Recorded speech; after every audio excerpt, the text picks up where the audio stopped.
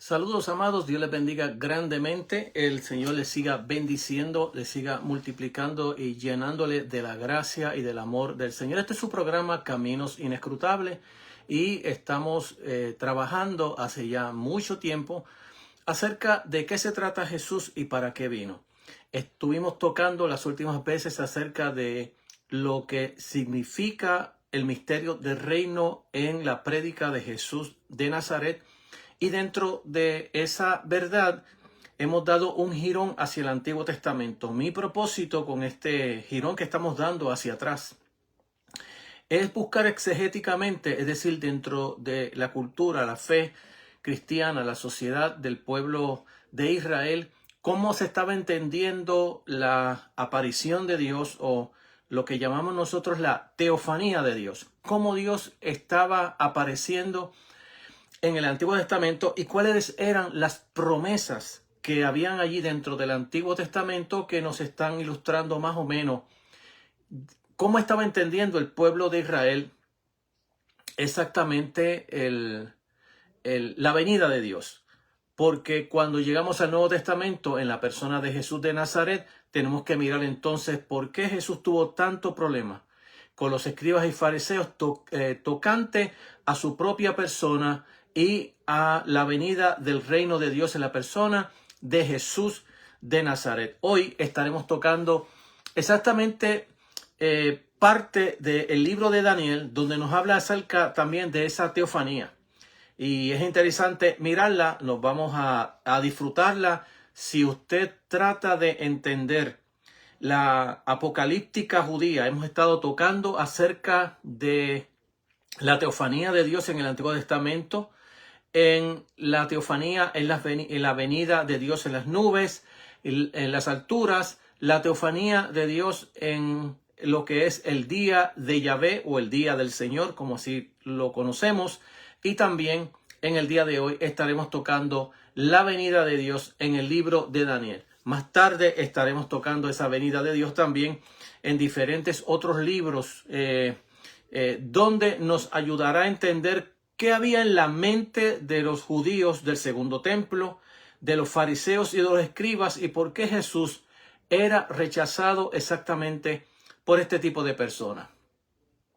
Entonces, vamos a mirar el resultado de esta verdad, pero antes vamos a estar orando, dándole gracias al Señor y leyendo unos versículos de la palabra de Dios donde nos va a ayudar. De hecho, estos versículos de la palabra de Dios a poder entender cómo esta verdad se está dando. Y luego que terminemos con esta parte de la teofanía, vamos a volver entonces allí al capítulo 13 del libro de Mateo, donde nos habla acerca de misterio, y allí explicaremos por qué Jesús entendió su venida como el misterio del reino. Así que antes vamos a orar, entregamos este programa en las manos del Señor, pidiéndole al Señor por su Espíritu que nos ayude a traernos iluminación, a poder entender la bendita palabra de Dios. Padre, te damos gracias por tu amor, bondad y misericordia. Te pedimos que nos hables por medio de tu palabra. Ayúdanos a entenderla. Estamos necesitados de ti, de tu palabra y de tu verdad. Te lo pido por Jesucristo nuestro Señor y con la asistencia del Espíritu Santo. Amén, Señor. En el capítulo 2 del libro de Daniel, versículo 31 al 45. Voy a estar leyendo estos versículos porque son importantes. No me gusta leer tantos versículos, pero tengo que hacerlo para, por ejemplo, dejarle claro a mis oyentes de qué se está tratando esto que estamos tocando. Allí en el libro de Daniel, verso 31 al 45 del capítulo 2, leemos: En el nombre del Padre, Hijo y Espíritu Santo, amén. Tú, oh Rey, tuviste una visión. He aquí había una gran estatua.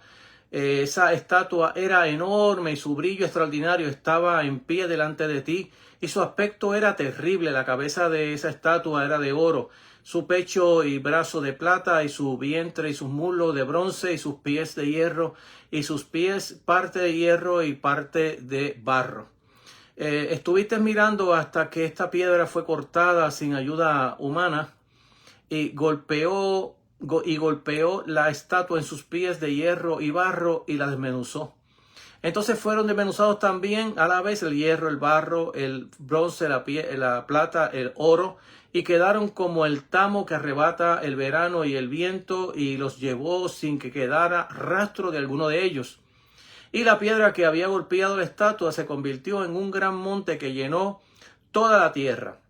Este es el sueño. Ahora diremos, al rey su interpretación. Tú, oh rey, eres el rey de reyes y a quien el Dios del cielo, ha dado el reino, el poder, la fuerza y la gloria. Y donde quiera que habiten los hijos de los hombres, las bestias de los campos, las aves del cielo, y lo que Él los ha entregado en tu mano y te ha dado te ha hecho soberano de todos ellos. Tú eres la cabeza de oro. Después de ti se levantarán otro reino inferior a ti. Luego el tercero de bronce y gobernará sobre toda la tierra. Y habrá un cuarto reino tan fuerte como el hierro, y así como el hierro desmenuza y destroza todas las cosas, como el hierro que tritura, así él desmenuzará y triturará a todo esto. Y lo que viste de los pies y los dedos, parte de barro de alfarero y parte de hierro, será un reino dividido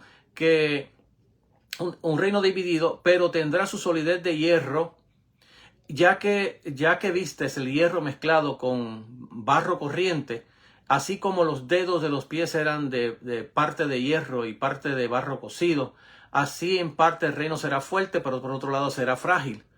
En cuanto al hierro mezclado con barro corriente que vistes, se mezclará mediante simiente humana, pero no se unirán el uno al otro como no se mezcla el hierro con el barro. En los días de estos reyes, el Dios del cielo levantará un reino que jamás será destruido, y este reino no será entregado a otro pueblo. Desmenuzará y pondrá fin a todos aquellos reinos, y él permanecerá para siempre, tal como vistes que esta piedra fue cortada del monte sin ayuda de la mano y las desmenuzó el hierro, el bronce, el barro, la plata y el oro. El gran Dios ha hecho saber al rey lo que sucederá en el futuro. Así pues, el sueño es verdadero y la interpretación fiel. Dios añada bendición a su palabra. Estuvimos leyendo en el capítulo 2 de Daniel, del 31 al 45. También estos textos son paralelos con el capítulo 7, que es donde exactamente vamos a estar mirándolo más de cerca. Y en el capítulo 7 estaremos tocando acerca de lo que allí presenta la Biblia, la teofanía de Dios. Recuerde que estamos tocando estas teofanías con el propósito de ayudarle al lector de la Biblia a entender por qué Jesús en su ministerio llamó a lo que él estaba haciendo, su persona, y lo que estaba haciendo el misterio de Dios, y que este misterio era revelado a los discípulos del Señor, y de hecho a aquellos que lo estaban reconociendo, la soberanía de Dios que había llegado en la persona de Jesús de Nazaret, y cómo esto se convierte en un misterio para exactamente aquellos que no creen en el reino, el evangelio del reino que Jesús está enseñando y predicando. Y estoy tocando esto desde el Antiguo Testamento, ya lo vimos allá en el Antiguo Testamento, en el reino de las alturas, en el día del Señor, y hoy estaremos tocándolo en el libro de Daniel. Esto nos va a ayudar en su contexto a cuando miremos el misterio del reino en la persona de Jesús de Nazaret en Mateo capítulo 13 y también en los otros sinópticos que nos habla acerca del misterio, cómo esto se está dando, y allí cuando lleguemos allí nuevamente estaré explicando por qué es un misterio, y hay dos partes de ese misterio, y eso lo quiero estar tocando ya cuando lleguemos allá. Ahora estamos tocando esto porque es importantísimo nosotros mirar esta verdad de la Escritura, y es que dentro de este concepto que se está dando en el libro de Daniel, estamos mirando un asunto de lo que se llama el mito del monstruo del caos, que lo encontramos nosotros no solamente dentro de la historia del pueblo antiguo de Israel, de hecho, desde los pueblos semitas y los pueblos paganos tenían ese mito, no solamente Israel, sino también ellos. No voy a entrar dentro del asunto de cómo Israel mantuvo el mito de del monstruo del caos, porque sería larguísimo estar tocando esos detalles. Esos detalles se tocan mejor en la academia para que los estudiantes aprendan de dónde salen las cosas, cómo se dan, y las visiones que tienen tanto los teólogos liberales como los teólogos conservadores de la fe cristiana, y cómo se entrelazan estas interpretaciones acerca del mito del caos.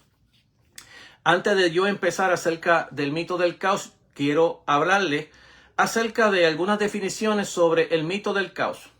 Y estas definiciones, por ejemplo, el caos, en su interpretación que transliteramos al griego, esta palabra nos comunica la idea de vacío, algo que está vacío o desordenado, yermo, desolación y vacuidad. Dentro de estas verdades vamos a encontrar sería lógico para mí estar dando aquí y allá dentro del Antiguo Testamento cómo esto te está dando, pero quiero resumirlo un poco para hacerlo más corto, y es que el caos también es personificado en el Antiguo Testamento. Cuando uno llega a los institutos, seminarios y universidades, los estudiantes comienzan a preguntarse por qué en la Biblia aparecen ciertos monstruos, ¿no? Aparecen ciertos monstruos y las personas piensan, cuando estamos hablando acerca de estos monstruos, que es que la Biblia está hablando acerca de la era prehistórica, donde existían los dinosaurios y todas estas cosas de la prehistoria. Bueno, no, la Biblia no está hablando de eso. La Biblia no es un libro de historia acerca de los monstruos ni nada que se parezca. Lo que pasa con la Biblia es que cada vez que la Biblia o los pueblos paganos, porque no solamente están en la escritura, como ya dije, sino también que corren los pueblos paganos.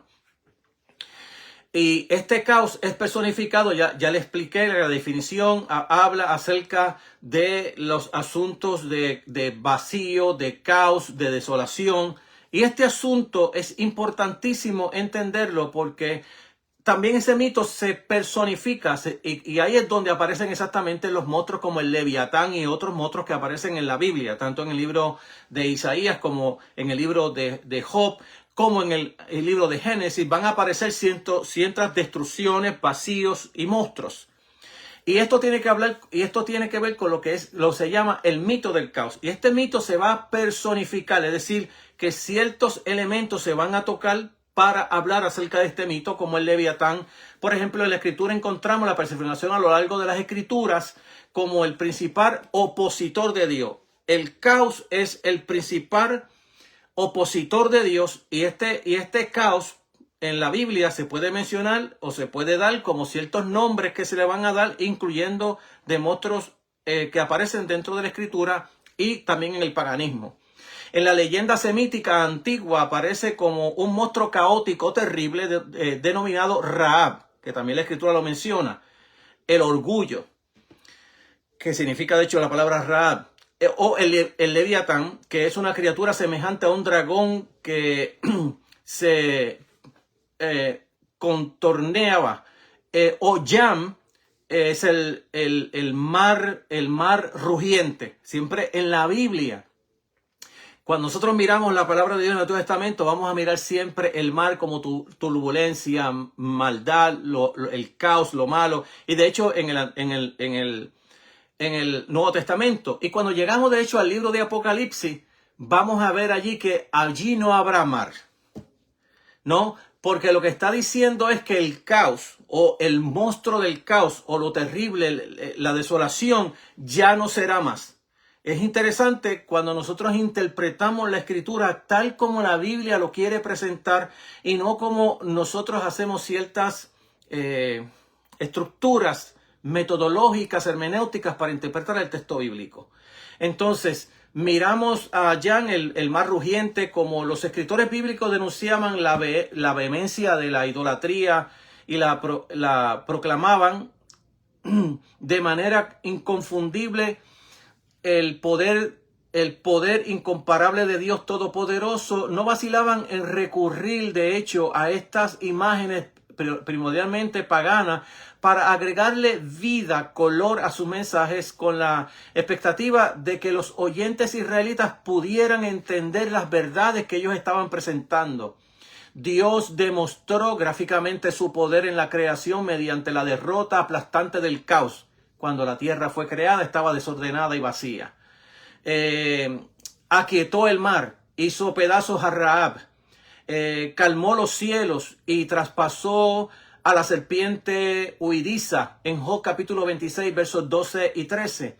Su victoria sobre el Leviatán es bien conocida en Job capítulo 41 del 1 al 8 y Isaías 27 verso 1. El Leviatán y el mar están bajo sus órdenes. Salmo capítulo 104 verso 26. En la creación de Dios le puso freno al mar y lo encerró en sus límites. Job capítulo 38 del 1 al 11. Y extendió los cielos y pisoteó las espaldas de Yam, el mar.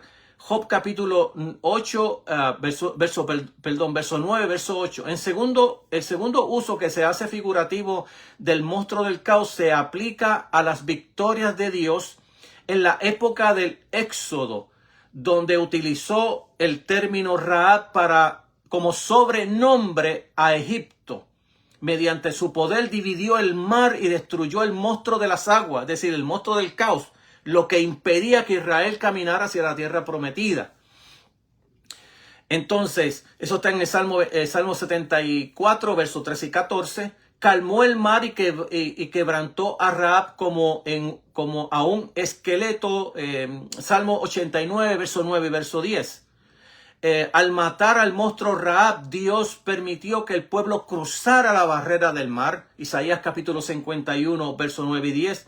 En tono burlón, Isaías calificó a Egipto como una Rahab impotente y vana a quien Dios exterminó. Isaías 30, verso 7. El salmista anticipó el día en que Rahab, o sea, en este caso Babilonia, sería forzada a reconocer el gobierno de Dios. Salmo 87, verso 4, y en Ezequiel 29, verso 3 y 32, 2. El faraón de Egipto es el dragón de los ríos que será derrotado por voluntad divina. Y el tercer uso que se hace en la escritura acerca del monstruo del caos, si no se le utiliza directamente, el tema del caos está implícito en el Nuevo Testamento. Al describir la victoria de Dios en Cristo, en los evangelios, Cristo demostró confiablemente dominio sobre el mar. Marcos capítulo 4, verso 35 al 41, capítulo 6 del 45 al 42 y San Juan capítulo 6, 16 al 21. En Apocalipsis, la serpiente antigua personificada como el dragón satánico se levanta del mar para desafiar el reino de Cristo. Derrota al adversario en forma completa y para siempre. De modo que, comenzando con Génesis capítulo 1, verso 2, cuando Dios conquistó el desorden y la vacuidad, y siguiendo a lo largo de las Escrituras, el tremendo poder de Dios sobre el caos se muestra en forma repetitiva. Finalmente, en la nota triunfal resuena en Apocalipsis capítulo 21, verso 1. El mar ya no existía más. Dios creó cielo nuevo, tierra nueva. Son pruebas, una vez más, de que el caos ha sido conquistado por nuestro Señor Jesucristo en la batalla de su venida, tanto en lo que llamamos nosotros la tentación de Jesús, tanto en su muerte y resurrección. Entonces, dándole este resumen de cómo estas tres alternativas se encuentran en las Sagradas Escrituras desde Génesis hasta Apocalipsis, vamos a entrar ahora dentro de ese mito del caos en el cual el profeta va a usar para hablarnos a nosotros acerca de lo que le va a pasar al pueblo de Israel. Recuerde que estamos en el exilio, estamos en Babilonia. El pueblo de Babilonia, la tribu que regresa para atrás es la tribu de Judá, y luego ese es el nombre que se va a usar en el Nuevo Testamento, porque ya Israel como nación, las 10 tribus ya fueron llevadas cautivas para Siria, y ahora lo que queda es la tribu de Judá que está en Babilonia, y es la única tribu que regresa de su cautiverio. Eso Eso es casi imposible ahora, casi imposible que algunos pueblos que fueran repatriados volvieran para atrás, pero esto es parte de la obra de Dios, dentro de la obra de Dios redentora hacia lo que llamamos nosotros la obra de Cristo, las promesas de Dios a Abraham, Isaac y Jacob.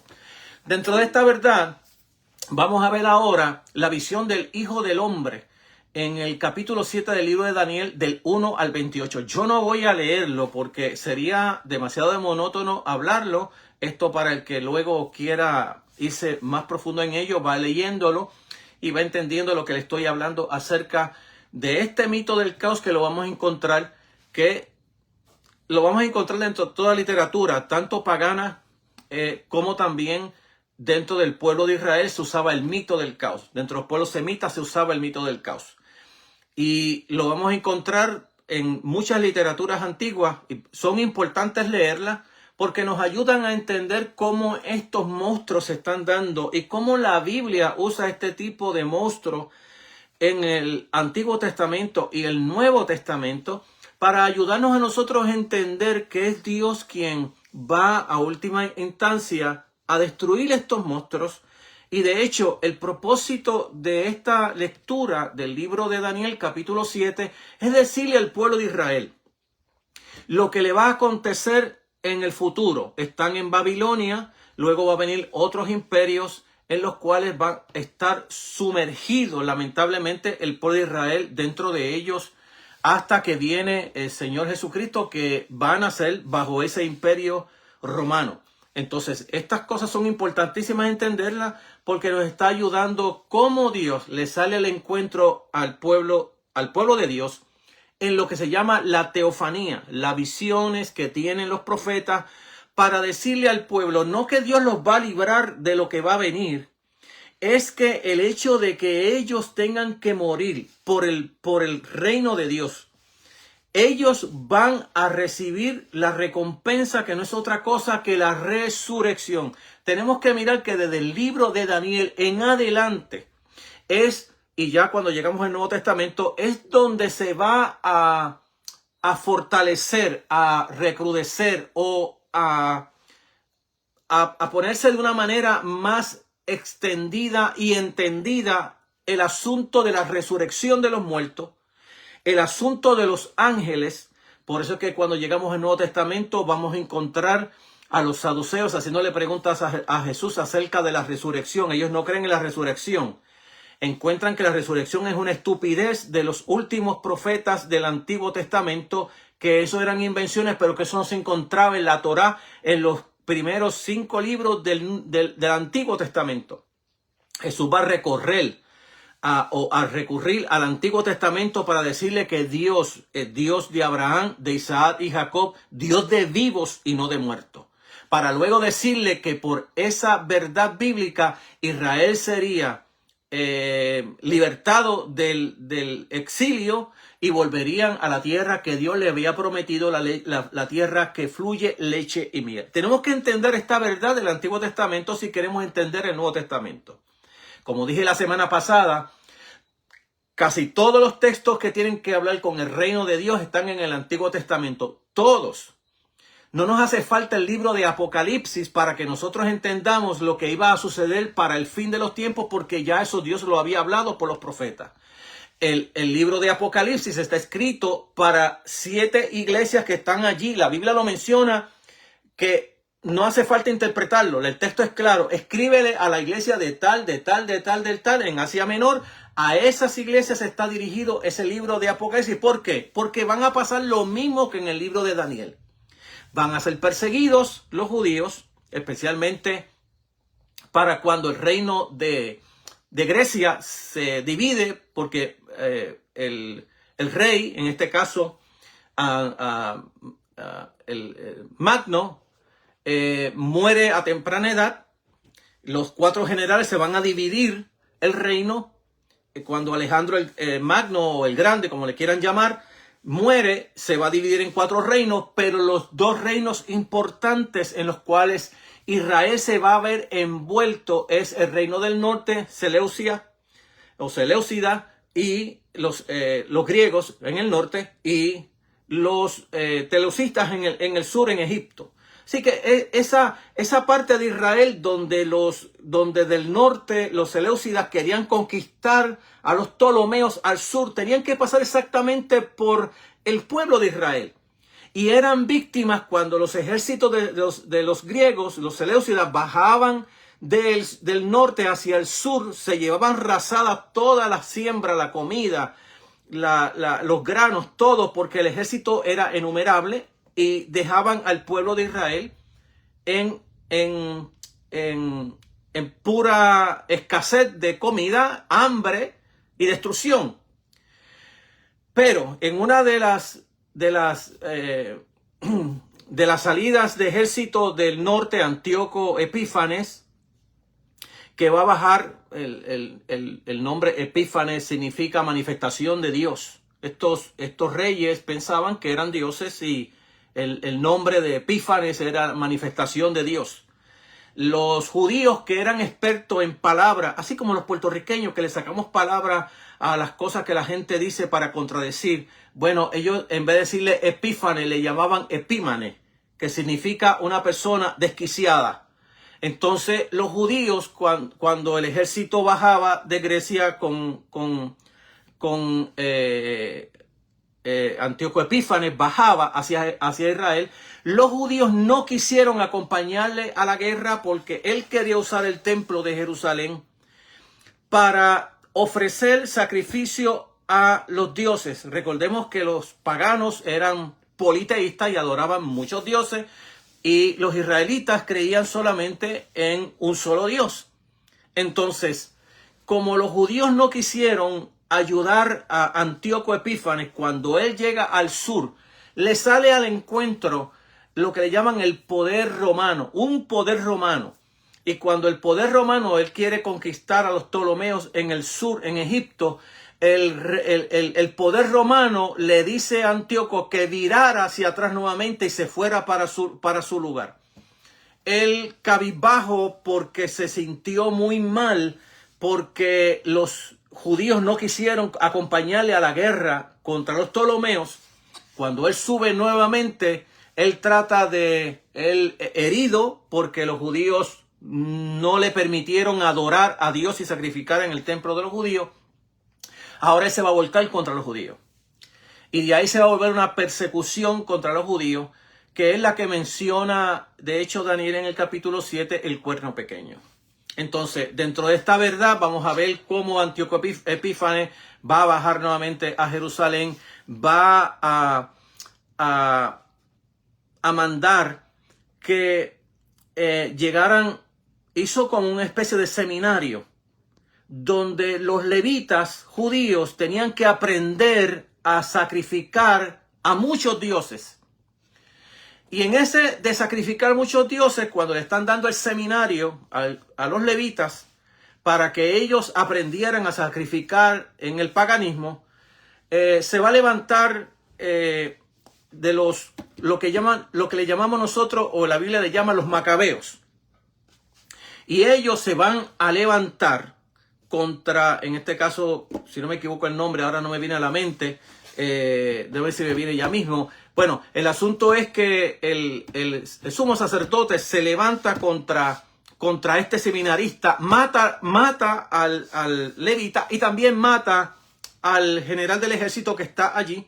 Y de ahí se forma la pelea de la liberación de los judíos de Antíoco Epífanes. Estuvieron muchos años luchando contra ellos hasta que por fin lograron vencerlos y que Israel quedara ahora independiente, es decir, que ya ellos estaban gobernándose por sí mismos durante ese tiempo del imperio griego. Entonces es importante, y tuvieron aproximadamente 100 años de liberación, hasta que cuando declinó el gobierno del propio Israel, se convirtió demasiado de hostil y peor que los propios paganos.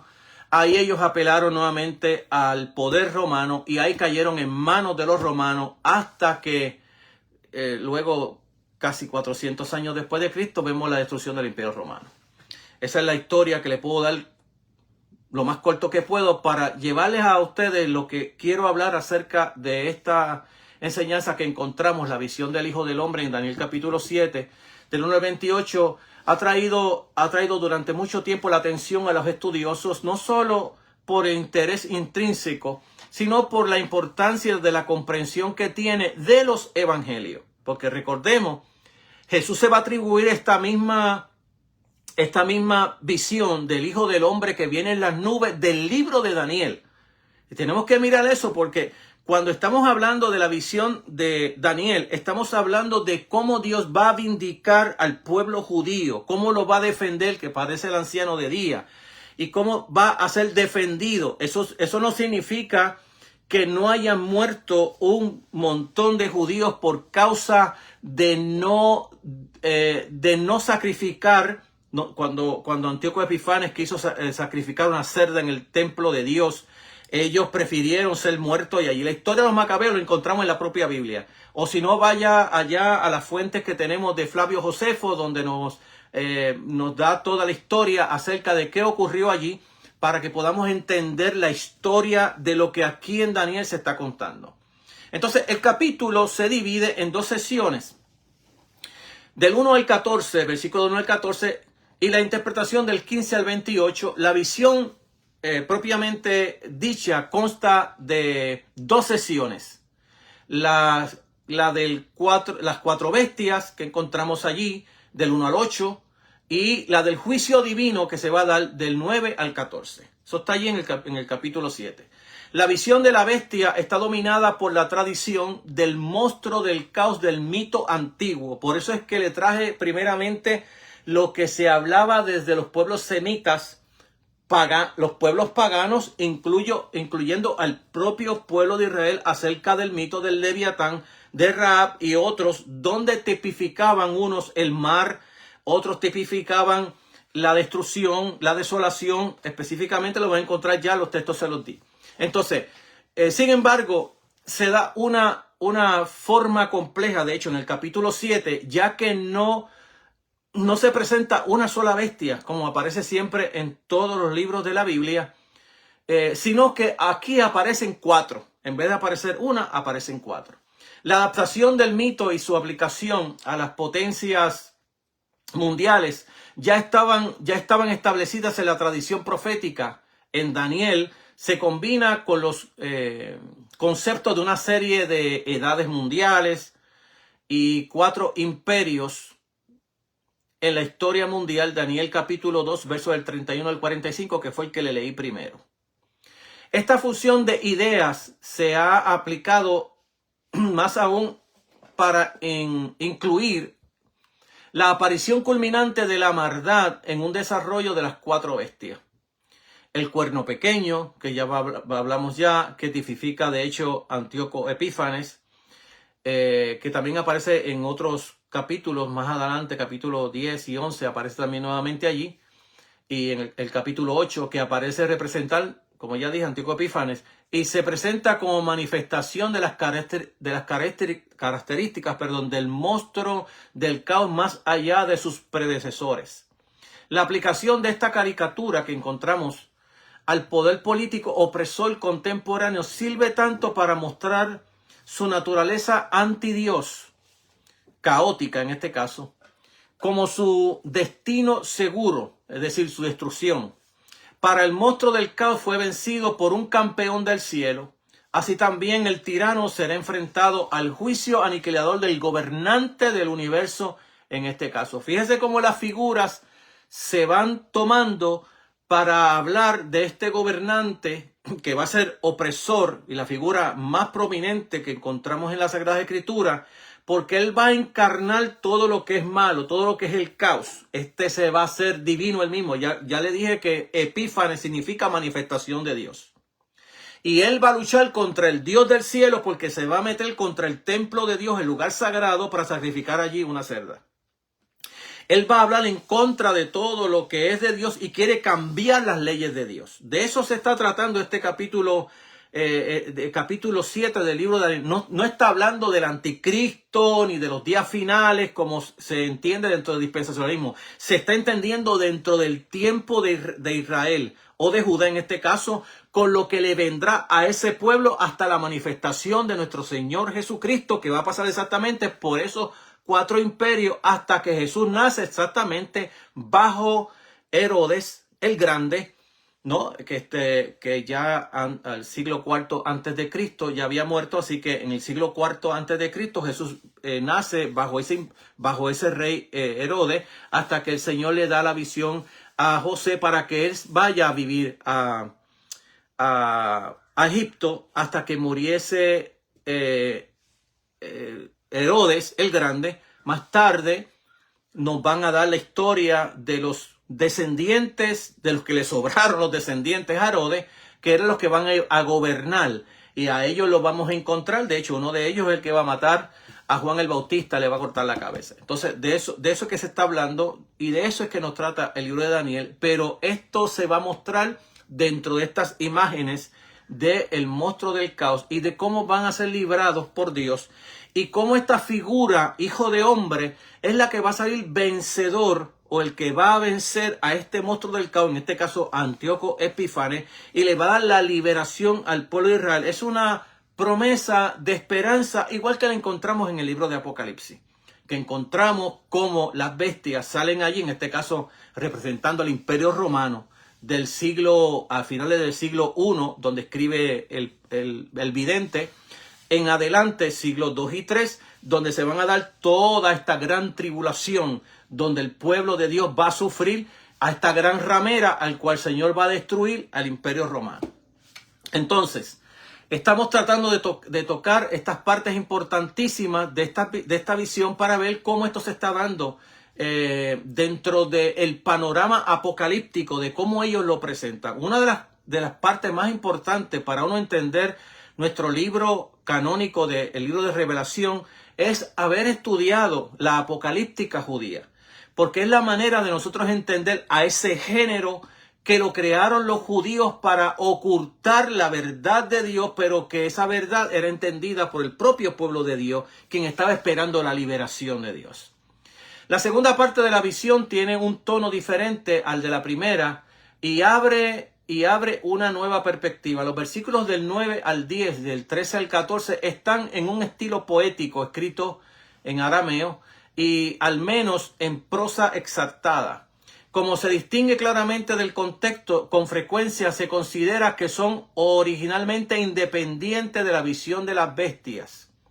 Sea cual sea el origen de las dos visiones, forman parte integral del capítulo, por lo que es mejor considerar los versículos del 1 al 14 como una visión de 2 actos. De hecho, así está también en el libro de Apocalipsis capítulo 12. Y como si considerara a las dos fases en un único cuadro. Es cierto que las estrofas del versículo 9 y 10, desde el 13 al 14, son breves y pueden no haber estado conectadas originalmente dentro del único párrafo. Dan la impresión de ser extractos de un contexto más amplio, más que de una composición autónoma. La semejanza de la figura con aspecto de hombre, el hijo del hombre, que se le llama, que viene en las nubes del cielo con la deidad conocida como el jinete en las nubes. Por ejemplo, Baal en la literatura ugárica, y del anciano de año. A él en la corte de los dioses, cuyas canas y barbas grises se mencionan con frecuencia con los mismos textos, hacen plaudible que el escenario original de la visión de la corte celestial que vemos en los versículos del 9 al 10 y del 13 al 14, como el de la bestia en el capítulo 7 del 2 al 8, se enmarcara en algún momento dentro del mito de la subyugación del monstruo del caos. Las diversas formas del mito que han llegado hasta nosotros difieren ampliamente, pero algunas de ellas tienen importantes características en común con el capítulo 7 del libro de Daniel. El ciclo ugárico de Baal, por ejemplo, describe la escena en la corte de él, o sea, de Baal, en la que el dios del mar, Yam, exige que se le entregue a Baal. Él está dispuesto a hacerlo, pero Baal sale y lucha contra Yam, es decir, contra el mar. Lo vence y proclama su reinado. Sin embargo, en el lugar de que regrese a la corte de él, Baal se dirige al hogar del norte y envía un mensaje y él solicitando permiso para construir un palacio sin el cual no puede ejercer efectivamente su gobierno. La petición le es concedida. Algunos aspectos, la epopeya de la creación acadia tiene más afinidad con la visión de Daniel, en el sentido de que se evoca la asamblea de los dioses para determinar qué se debe hacer ante la amenaza de Tiamat y atacarlo. Se le pide a Marduk, el dios de la tormenta, que sea un campeón, que él acepte, siempre que los dioses estén de acuerdo en hacer supremo entre ellos, en hacerlo supremo. Se convoca una asamblea con este fin y se va a satisfacer la petición de Marduk, y que lucha contra Tiamat, la mata y hace el cielo y la tierra de su cuerpo. En agradecimiento, los dioses le construyen un palacio, en este caso es Babilonia, y proclaman sus 50 gloriosos nombres, el último de los cuales es Señor de las Tierras. El mito hitita de la canción Uyikumis, volvamos a leer sobre una asamblea de los dioses convocando ante el peligro del poderoso dios del mar, de la liberación realizada del dios de la tormenta.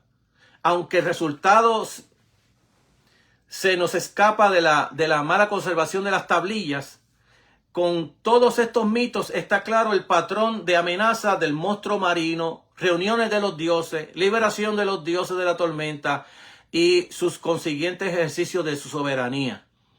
Del mismo modo, en la primera estrofa de Daniel capítulo 7, del 9 al 10, leemos sobre la asamblea en la corte del anciano de días, cuando aparece esa figura del anciano de días. Voy a leerlo para que mis oyentes puedan ver, entender un poco lo que estoy hablando.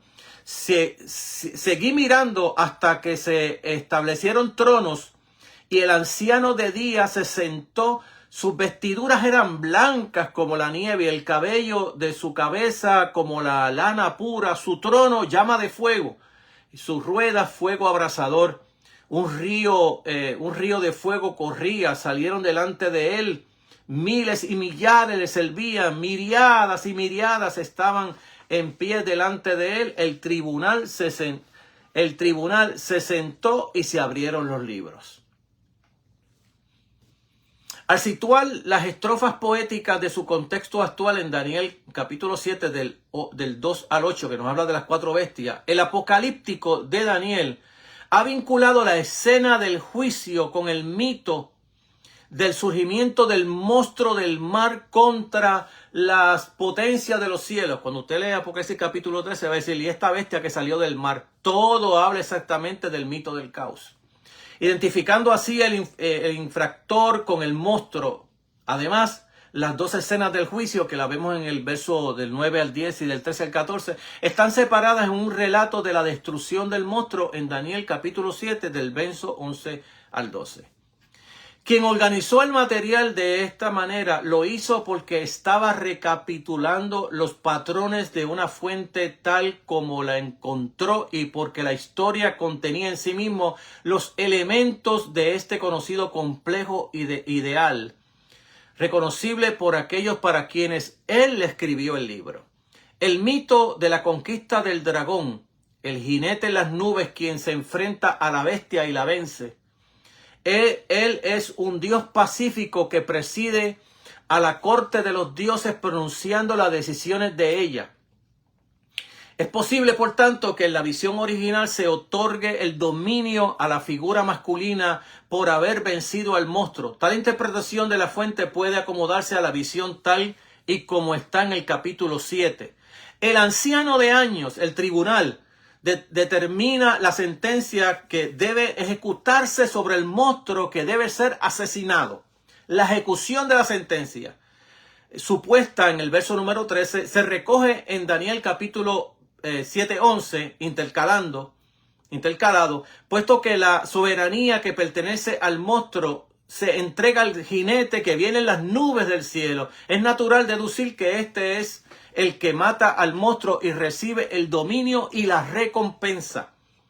Es bello cuando uno lee toda esta escritura y compara cómo se está entendiendo esta verdad cuando Jesús habla de su exaltación del Hijo del Hombre que viene en las nubes. Está hablando exactamente, tomando estos versículos de Daniel para hablar de su vindicación cuando él resucitara de entre los muertos y tomara todo el poder y el dominio que Dios le iba a entregar cuando él resucitó, que le dice a sus discípulos: todo poder me ha sido dado en los cielos y en la tierra, por tanto vayan a ser discípulos a todas las naciones. Es decir, que los discípulos, los apóstoles, iban a ir al mundo ahora a decirle que Dios se había convertido en rey y que este rey era de descendencia judía.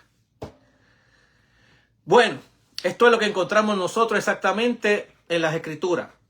Por supuesto, también es posible que el apocalíptico modificara sus fuentes a la luz del uso del mito del caos había tenido durante mucho tiempo en la tradición de Israel. En el Antiguo Testamento, especialmente en el Antiguo Testamento en general, Yahvé es el conquistador del monstruo marino, al igual que se describe con el jinete en las nubes en la tormenta. El escritor de la visión puede haber pretendido que los lectores interpretaran la destrucción de la bestia como obra de Yahvé.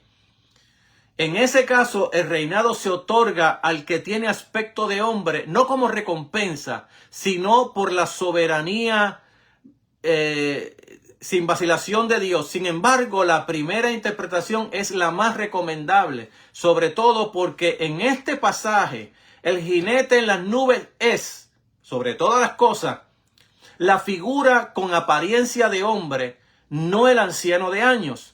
Y en su contexto que describe la furia del monstruo, su salida sobre las nubes de tormenta es más probable que haya sido para combatir.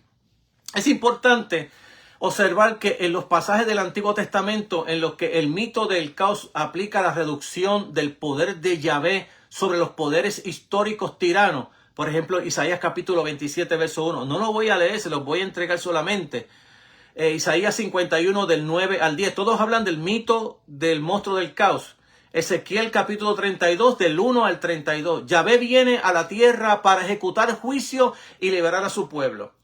Lo mismo ocurre en Daniel capítulo 7. Observamos que en los versículos del 9 al 10 del capítulo 7, la descripción del trono del anciano de años recuerda la visión de Ezequiel del trono y del carro. En Ezequiel el carro es el vehículo de la teofanía, de la aparición de Dios al profeta en tierra ajena, en tierra extraña. En Daniel los materiales no permiten tal descripción. Solo se da un indicio del movimiento de la deidad, es decir, de la visión, no de la interpretación. Pero en la medida en que el autor de Daniel quiso relacionar la escena de la corte con la opresión de la nación por un tirano de la tierra, es decir, por Antíoco Epífanes, es probable que pretendiera que se entendiera como una intervención de Dios en la tierra. Aunque podía haber considerado que la escena en la corte tenía lugar en el cielo y que el juicio se llevara a cabo en la tierra, estaría en consonancia con la naturaleza del material y las imágenes estaban transmitiendo, asumir que tenía el visto del modelo de la teofanía. La convocación del tribunal para el juicio del monstruo tirano se concibe así como una teofanía en un lugar en los cielos, sino de acuerdo con la naturaleza de la teofanía en todo el Antiguo Testamento, la escena terrestre donde el monstruo está haciendo sus obras malvadas.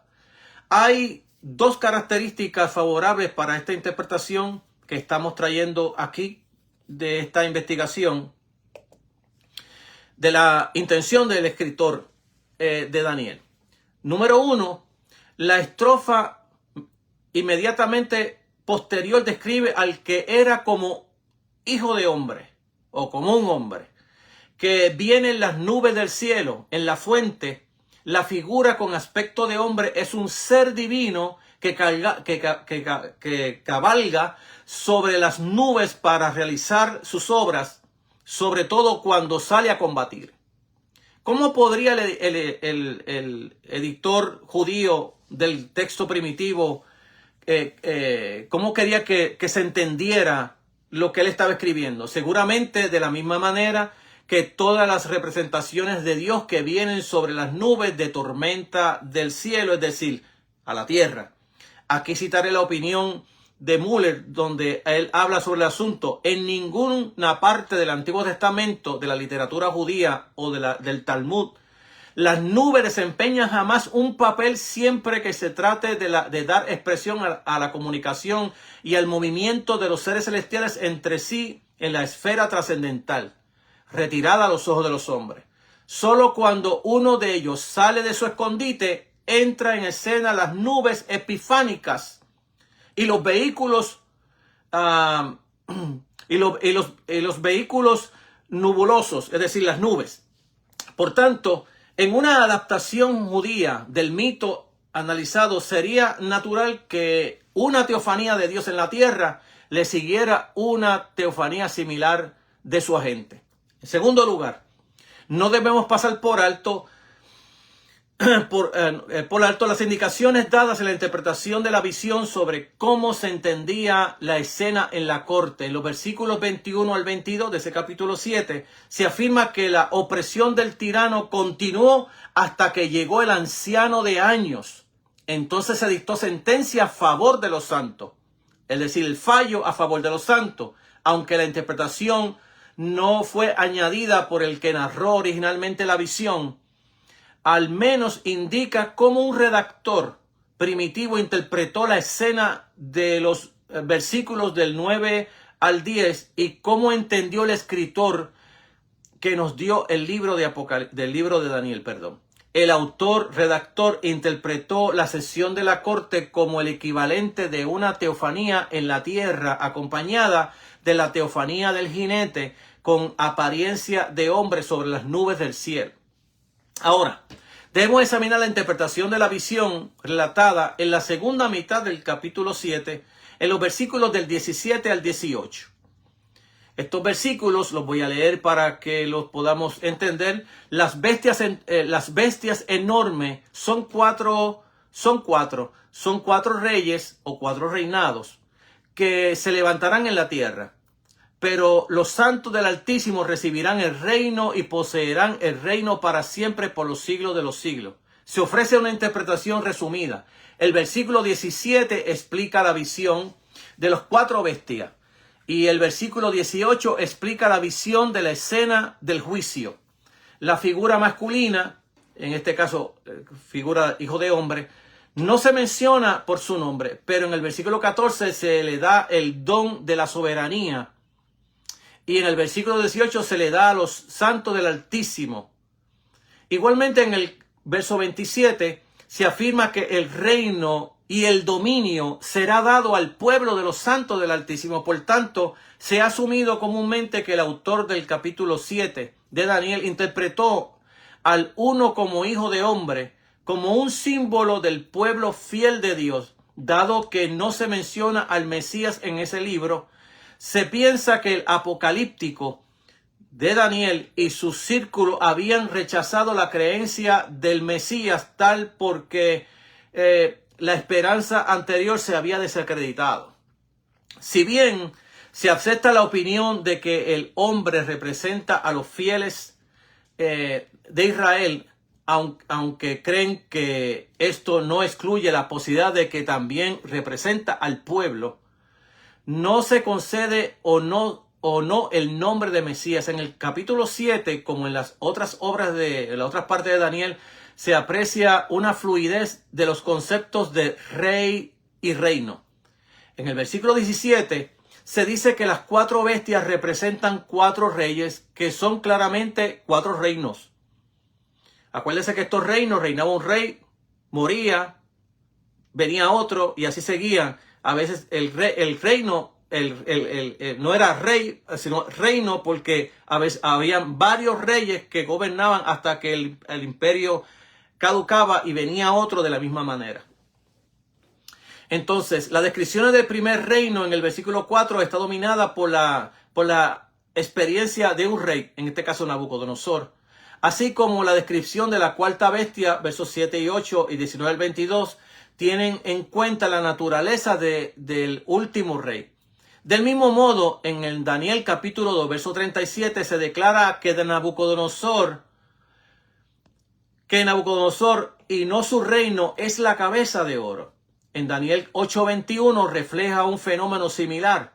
De hecho, en Daniel 7 el interés no se concentra en el imperio seleucida, sino en el tirano Antíoco, que él era el cuarto, en este caso el cuarto Antíoco Epífanes. De ahí que la matanza de las bestias del versículo 11 se sustituya por referencia a la conquista del gobernante antidios, que en este caso fue el cuarto Antíoco Epífanes, y la sustitución de su soberanía por la otorgada a la figura con apariencia de hombre. Así que vemos a la cuestión de la identidad del hombre de la visión del capítulo 7, o el Hijo del Hombre. Hemos postulado que la visión original era el dios de la tormenta común a muchas religiones semíticas y que aparecen en la visión. Desempeña el papel tradicional del conquistador del monstruo del caos o el monstruo marino, pero por supuesto ni el vidente ni ningún profeta anterior o apocalíptico posterior tuvo la más remota intención de presentar a una deidad pagana como representante o salvadora de Israel. En el Antiguo Testamento es el Señor quien cabalga sobre las tormentas del caos o los monstruos del caos y libera a su pueblo. Y en este caso sea el mar rojo que fue abierto, o todos los tropiezos que tuvo Israel y cómo Dios intervino. A todo esto se le llama el monstruo del caos, monstruo de la tormenta o de la destrucción, de la soledad o de la desolación. En nuestra visión, el monstruo es una caricatura de Antíoco Epífanes, enfurecido contra el Señor de la creación. ¿Quién es pues el jinete de las nubes? La interpretación de Daniel capítulo 7 del 15 al 27 solo menciona a los santos del Altísimo. Podríamos preguntarnos entonces, si el que tiene aspecto de hombre es símbolo corporativo de la nación de Israel o de representante de la misma, lo primero es posible. De hecho, muchos dirían que es la única interpretación justificable, ya que la aplicación que sigue a la visión menciona solo a los santos de Dios como receptores de ese reino. Sin embargo, la noción de un representante de los santos puede estar más cerca de la intención de la visión que encontramos en el libro de Daniel. Número 1, no anula la anterior, sino que la incluye. En contra de la opinión generalizada, era usual que los judíos posteriores tuvieran una expectativa del reino de Dios sin un representante del pueblo y del reino.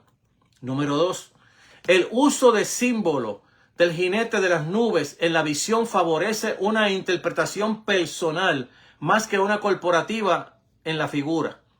El anciano de años en la visión denota claramente a un individuo en un lugar de una atracción como el cielo o una noción corporativa como habitantes del cielo. El monstruo representa a un rey que reina sobre el dominio terrenal. Además, en otras partes del Antiguo Testamento, el jinete en las nubes es Yahvé, no un símbolo o un grupo.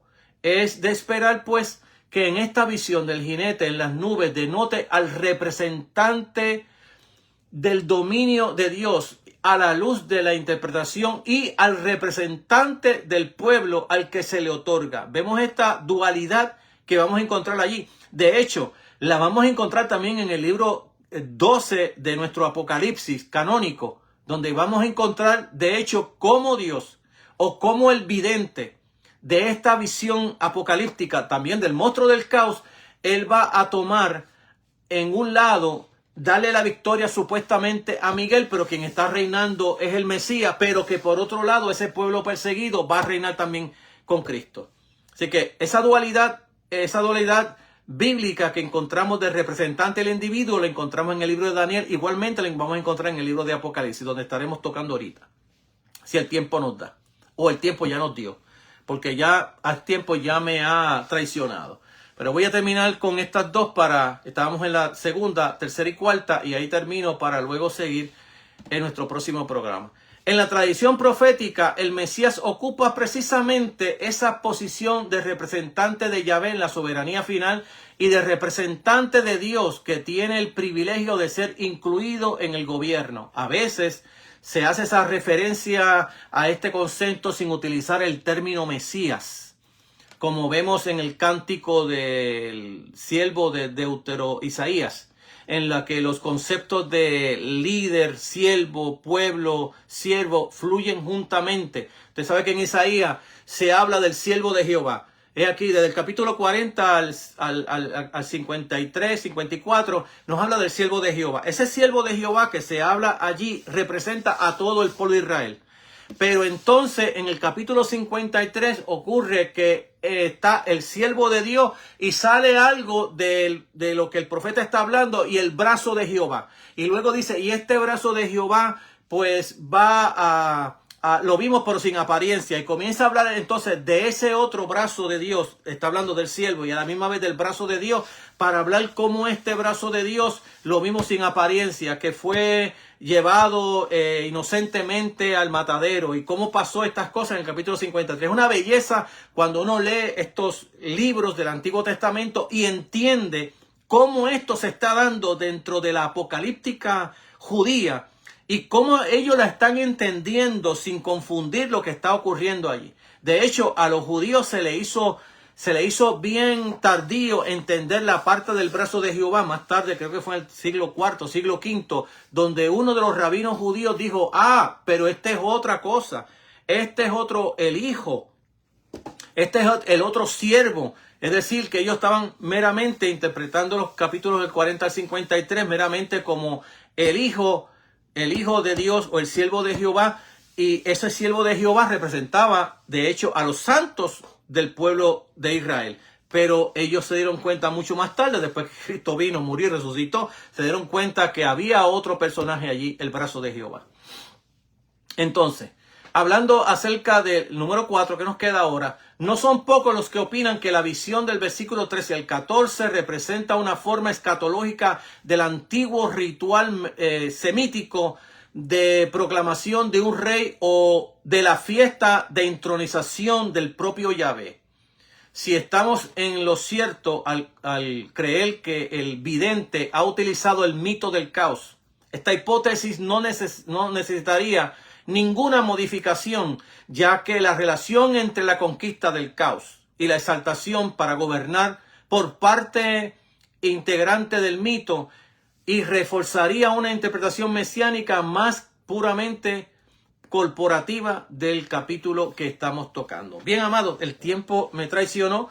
Quería tratar de llevarle esto, pero me falta todavía bastante para poder terminarlo y no es posible. Así que les doy gracias por estar conmigo en su programa, Caminos Inescrutables, y poderle dar un pequeño resumen la próxima vez para poder terminar el capítulo 7 y ver si podemos entrar luego en los otros asuntos que encontramos en los libros epigráficos.